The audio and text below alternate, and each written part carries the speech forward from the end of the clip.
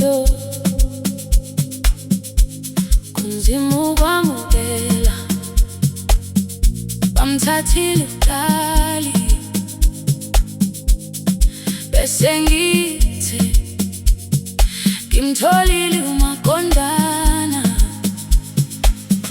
Bamthathile uDali bengimthanda bese ngithi sengimtholile uMaqondana. Bengakha amaphupho naye kodwa usukhethe omunye umuntu. Bamthathile uDali ngisale ngedwa, inhliziyo yami yakhala. Angingazi ukuthi uthando lungashintsha kanje, ngisafunda ukwendlulisa. Sasihleka ndawonye, siphupha ngezinsuku ziqala umndeni ndawonye. Ngisho nabangani bethi siyafanelana, bamnika inhliziyo yami yonke. Ngikholwa ukuthi nguye impendulo yemithandazo yami.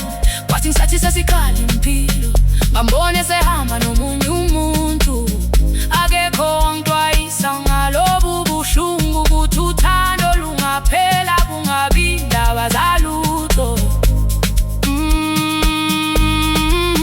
Ngizibuza ukuthi ngonephi mina, kungani uthando lwethu lungahlalanga. Kodwa impilo iyaqhubeka noma izinhlungu zingakapheli. Bamthathile uDali bengimthanda bese ngithi sengimtholile uMaqondana. Bese ngakha amaphupho ngaye kodwa namhlanje usehamba nomunye umuntu. Bamthathile uDali ngisale ngedwa, inhliziyo yami yakhala. Angingazi ukuthi uthando lungashintsha kanje, ngisafunda ukwendlulisa. Samfisela kuhle noma engekho nami, ngoba uthando aluphoqi umuntu ukuthi ahlale. Mhlawumbe isikhathi sizongiphilisa, phinde ngithole ozongithanda ngeqiniso.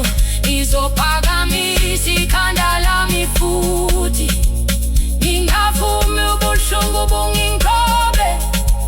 Ngoba noma namhlanje ngikhala, kusasa ilanga lizophinde liphume. Bamthathile uDali bengimthanda bese ngithi sengimtholile uMaqondana, kodwa impilo